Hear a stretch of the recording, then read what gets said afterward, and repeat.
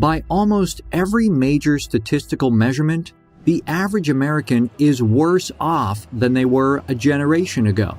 Some pundits have taken to blaming the younger generations, saying that they're entitled, self-centered, too absorbed in their smartphones to work. And while some of those complaints may have a grain of truth to them, the data suggests that the kids are not the problem.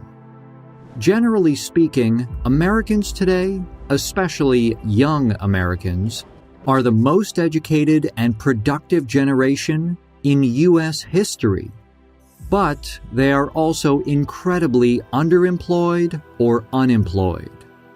This is for the simple reason that there are no jobs, especially middle-class jobs. Most of the drop in unemployment since the 2008 crisis has come from part-time or low-skilled jobs, and from people leaving the workforce altogether.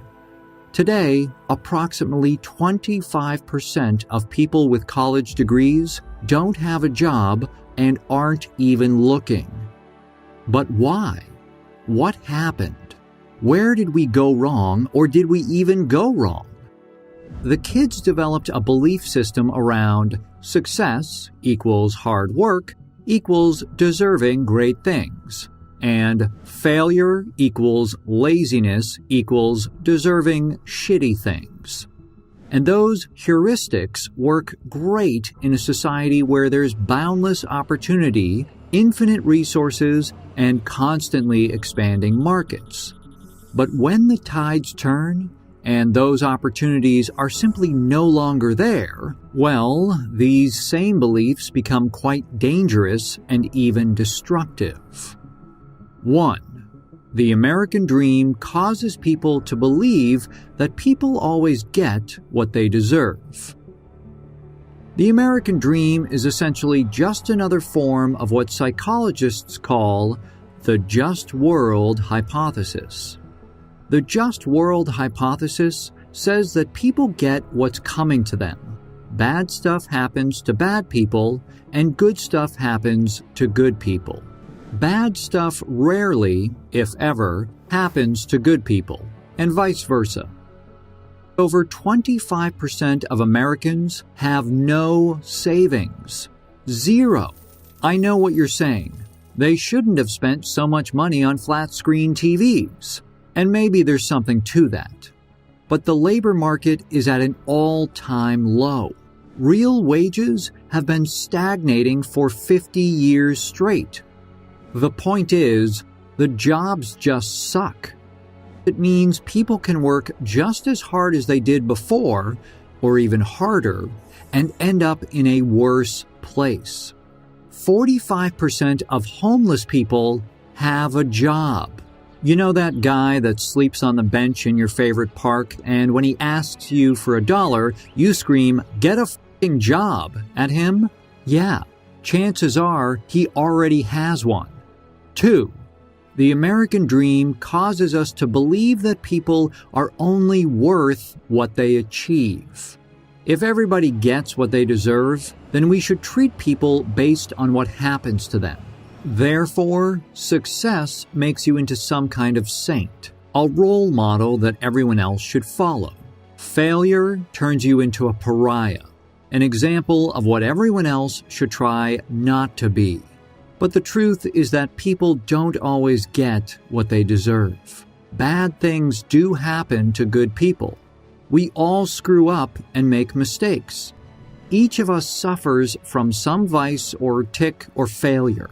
And that same belief that makes us feel so good when times are great is the same one that causes us to shame and demonize ourselves when things aren't so great. 3.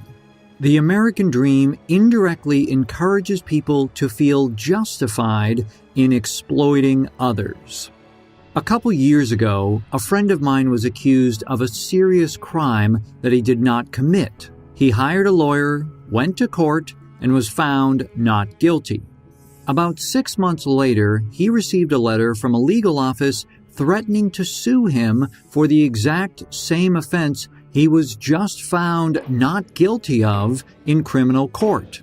After consulting his lawyer, the lawyer said that this was basically just a scare tactic, probably an automated letter designed to scare people into paying a settlement rather than going back to court again. So think about this a second. There is a lawyer out there, or team of lawyers, who go down to City Hall and look through the registry of people who have been acquitted of major crimes. These lawyers then, without even knowing anything about the people involved, send a letter to the acquitted person, threatening to sue them on the victim's behalf, hoping that maybe 1 out of 10 or 1 out of 20 will be scared enough to pay up some money so that the lawyer will go away. This is pure exploitation. And the sick thing is, it's perfectly legal. In fact, the lawyers who do this probably make decent money and have nice cars and live in nice neighborhoods and seem like nice guys as they fetch their newspaper and pet your dog and comment on the latest sports scores. But they're total scumbags. In a culture where your worth as a human being is tied with your level of socioeconomic success, there will arise a kind of might makes right principle. That is, if I do something that gets money out of you, well, it's your fault for not knowing any better. It all becomes not only more justifiable, but it becomes more necessary to maintain the same cultural belief that hard work always wins out. When you're a kid, you believe everything is right in the world. You go to school, you do what your parents say, you believe what people tell you, and you assume everything is going to work out. But when you're a teenager, you come to realize that a lot of this is bullshit. By the time you reach adolescence, you are subjected to life's first traumas and failures. You recognize that the world isn't fair. Things go wrong sometimes. Bad things happen to good people and vice versa. And in many ways, you're not as great as you had always thought or realized. Some teenagers handle this realization well and with maturity. They accept it and cater themselves to it. Other teenagers, particularly teenagers who are pampered and learn most of what they know about the world through TV or internet, don't handle it so well. The world doesn't conform to their small-minded belief system, and instead of blaming the belief system, they blame the world. And that blaming doesn't turn out well for anybody. The U.S. is a young country. Culturally, we are teenagers, just a couple generations out of our golden years of innocence. And as a country, we are coming to realize that our young idealism has its worldly limits, that we are not exceptions, that things are not just, that we cannot fully control our destiny. The question is how well we will adapt and mature to this new reality. Will we accept it and modify our ethos to match the 21st century? Or will we become petulant and angry and scapegoat our cognitive dissonance of our national consciousness away?